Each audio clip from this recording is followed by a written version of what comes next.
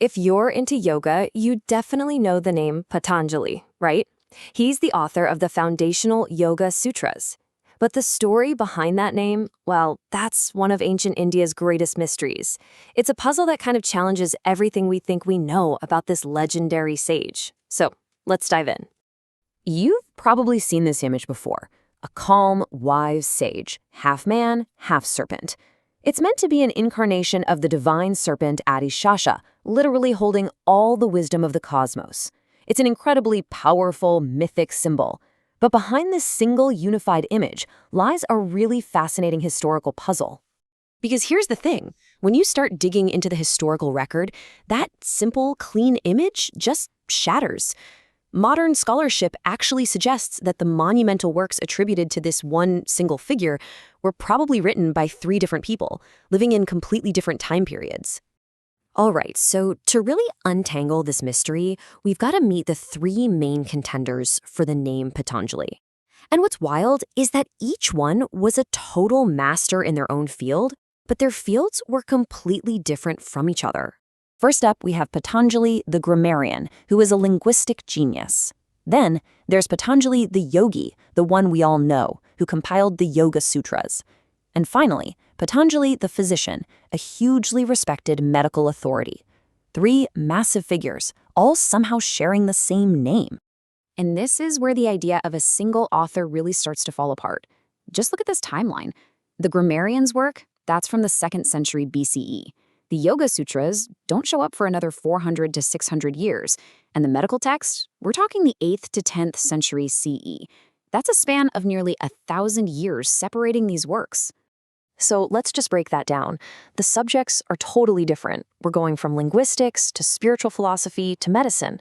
And according to experts, the language, the vocabulary, the actual writing styles are all completely distinct. Based on all that evidence, most modern scholars have come to the same conclusion. There's just no way this was all the work of one person. So that leads to the really big question, right? If all the historical evidence points to 3 different people, where on earth did this powerful idea of a single, multi-talented Patanjali come from? For that answer, we have to turn away from the history books and look at the myth. The answer is actually in this beautiful story.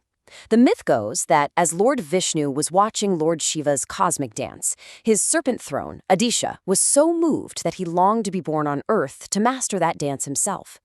At that very same moment, a devout yogini named Gunika was praying for a worthy son. As she offered water to the sun, a tiny serpent fell from the heavens right into her praying hands, and instantly it took on a human form. And this is the brilliant part. It explains the origin of his name perfectly.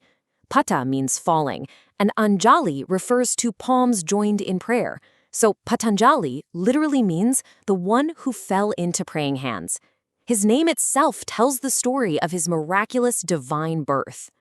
You see, this story is more than just a story. It's a powerful way of unifying everything. The myth lifts Patanjali from being just a historical author, or, authors, and transforms him into a single divine being. He becomes an avatar of cosmic consciousness, born to give this holistic wisdom to all of humanity. For centuries, this was mostly a story passed down through tradition. But the idea of one single, unified Patanjali was officially cemented in the 11th century. Before this time, there's no known text that explicitly links these 3 figures together.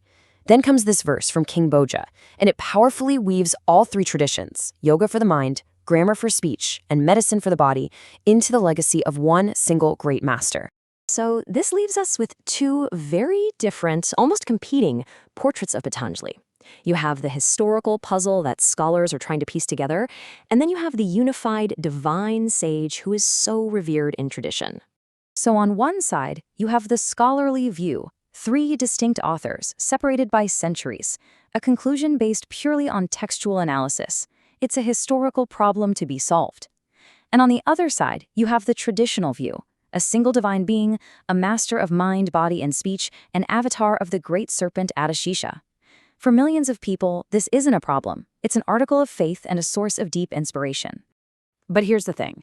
Whether Patanjali was 1 man or 3, the impact of the works attributed to him is absolutely undeniable. Honestly, the historical mystery doesn't change their profound value one bit. I mean, these works are absolute pillars of human knowledge. The Mahabhashya literally set the rules for Sanskrit grammar for thousands of years. The Yoga Sutras are the undisputed cornerstone of yoga philosophy.